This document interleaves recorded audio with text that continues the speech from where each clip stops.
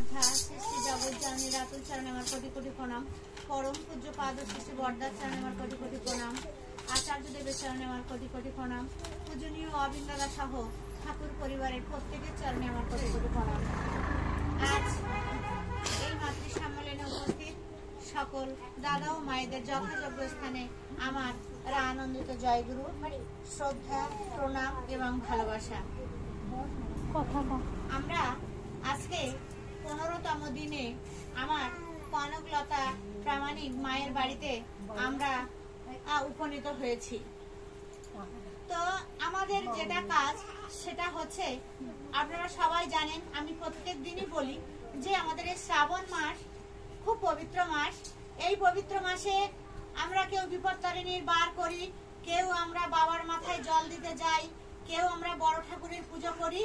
আমরা কি করি? ওই একই, আমরা লক্ষ্মী মায়ের আরাধনা করি, আমরা লক্ষ্মী মায়ের পূজা করি। কারণ 14ই শ্রাবণ 1301 সালে আমার এই বড় মার জন্ম হয়েছিল। কালকে সেই দিনটা গেছে। আজকে আমরা 14 তারিখ পেরিয়ে, মায়ের জন্মদিন পেরিয়ে আজকে আমরা 15 তারিখে উপনীত হয়েছি। আমার সুমিতা মা মায়ের সম্পর্কে সুন্দর করে বলছিলেন, একটা মা কেমন হওয়া উচিত, কেমন ভাবে চললে তার সংসার সুন্দর হয়, কেমন ভাবে চললে তার স্বামী সুখে থাকে, কেমন ভাবে চললে তার সংসারে আয় উন্নতি হয়, একটা মা কেমন ভাবে চললে সে সুসন্তানের জননী হতে পারে।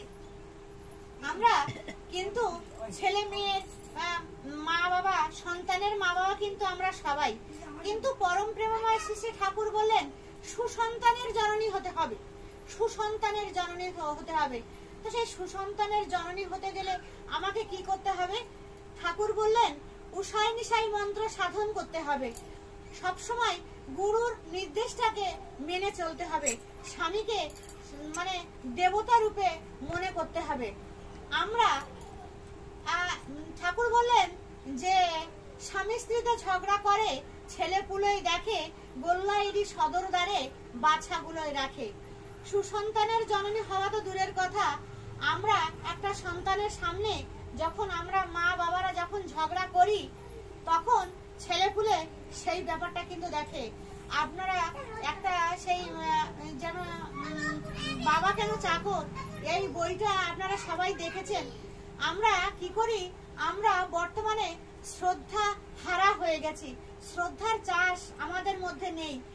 তো আমরা আস্তে আস্তে আস্তে আস্তে ঠাকুরের থেকে বিচ্ছিন্ন হয়ে যাচ্ছি বলে, বড়মা থেকে বিচ্ছিন্ন হয়ে যাচ্ছি বলে, ঠাকুর পরিবার থেকে বিচ্ছিন্ন হয়ে যাচ্ছি বলে আমাদের মধ্যে কিন্তু শ্রদ্ধা আর চাষটা থাকছে না।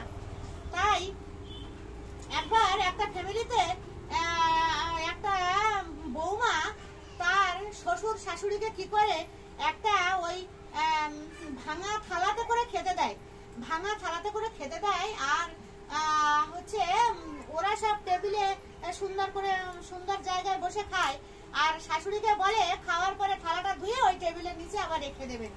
থালাটা ভেঙে গেছে, নাতি বলে মা ঠাম্মা ওই ভাঙা থালাটাই খায়, তুমিও যদি ওই থালাটা একটু মানে চেঞ্জ করে দাও তো ভালো হয়। আচ্ছা কি হয়েছে, বয়স্ক মানুষ খাবে, অত থালা বালার কি দরকার আছে, ওতেই খাক, ওতে খেতে খেতে একদিন মরে যাবে। তো মা এমনি করতে করতে সত্যি সত্যি সেই শাশুড়ি শ্বশুর মশাই যেদিন মারা গেলেন, সেদিন ওই আমরা জানি না ঘরের সমস্ত জিনিস ওই মৃত মানুষের সঙ্গে দিই, ওই মাটা তখন কি করছে যে ওই সেই থালাটা, ভাঙা থালাটাও কিন্তু ওই শাশুড়ি মায়ের সঙ্গে ওই শ্মশানে দিতে যাচ্ছে। তখন তার ঘরে যে ছেলে, সে হাতটা চেপে ধরেছে, বলছে মা এটা কি করছো? বলছে কেন, এই থালাটা তো ঠাম্মা ভাত খেত, এই থালাটা আমি ফেলে দিতে যাচ্ছি। বলছে না না না না, ওই থালাটা ফেলো না। বলছে কেন? বলছে তুমি যখন বয়স্ক হবে, তোমার বাবা যখন, আমার বাবা যখন বয়স্ক হবে আর তুমি যখন বয়স্ক হবে, আমি এমনি থালা কোথায় পাবো? এমনি থালা তো তখন আমি পাবো না। তাই ওই থালাটা তুমি যত্ন করে মেজে ঘুষে সুন্দর করে পেপারে ভরে ট্রাঙ্কে রেখে দাও, তোমরা যখন বয়স্ক হবে ওই থালায় করে তোমাদের খেতে দেবে, যেমন তোমরা আমার ঠাকুমাকে খেতে দিয়েছিলে, আমার ঠাকুরদাকে খেতে দিয়েছিলে।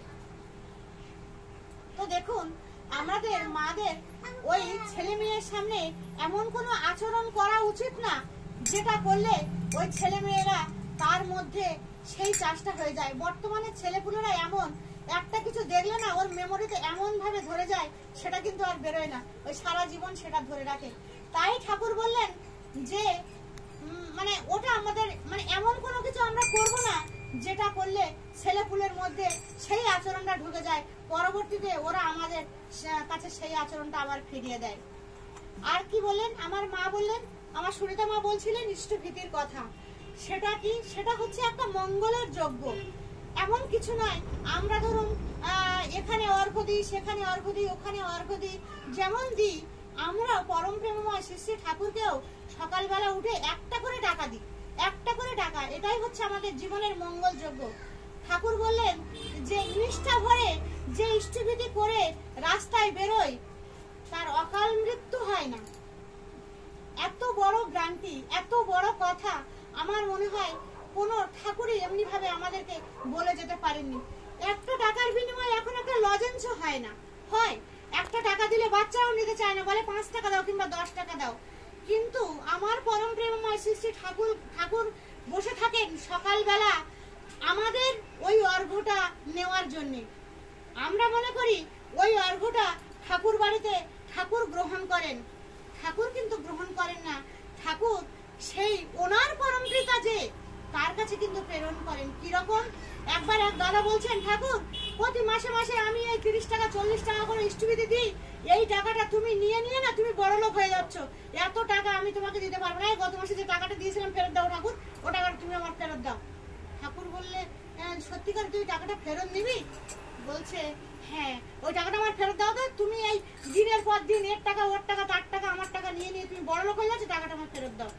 ঠাকুর টাকাটা ফেরত দিলেন, দিয়ে বললেন আমাকে ওখান থেকে 3টে টাকা দে। তো 3টে টাকা সেই দাদাকে দিলেন, দেওয়ার পরে বললেন ওখান থেকে একটা বিস্কুট কিনে আন, এনে ওই দেখ রাস্তায় কুকুর শুয়ে আছে ওকে দে। দাদাটি তাই করলেন, ওই যে একটা ছোট বিস্কুটের প্যাকেট 3 টাকাওয়ালা কিনে আনলেন, কুকুরটাকে দিলেন। কুকুরটাকে দেওয়ার পর মা ওই কুকুরটা খেয়ে ছটফট করতে করতে সেখানে মারা গেলেন। আপনারা সবাই জানেন গিরিশ ঘোষ, মানে হ্যাঁ গিরিশ ঘোষের সেই অসুস্থতা আমার ঠাকুর মানে রামকৃষ্ণ পরমহংসদেব গ্রহণ করেছিলেন, তাই তার গলায় ক্যান্সার হয়েছিল, সেখানে তিনি মারা যান। তো আমাদের যে জ্বালা যন্ত্রণা ত্রিতাপ জ্বালা তিনি আমাদের হরণ করেন ওই অর্ঘ্যের মধ্য দিয়ে। আমরা সেটা দিয়ে আমাদের জ্বালা যন্ত্রণা থেকে আমরা নিস্তার পাই, তাই আমরা ওটা দিই। ওটা দেওয়া অন্য কিছু নয়, আমাদের মঙ্গলের জন্য আমরা এটা করি। আমাদের প্রার্থনার সময় হয়ে আসছে, আমরা আর আলোচনা দীর্ঘায়িত করব না।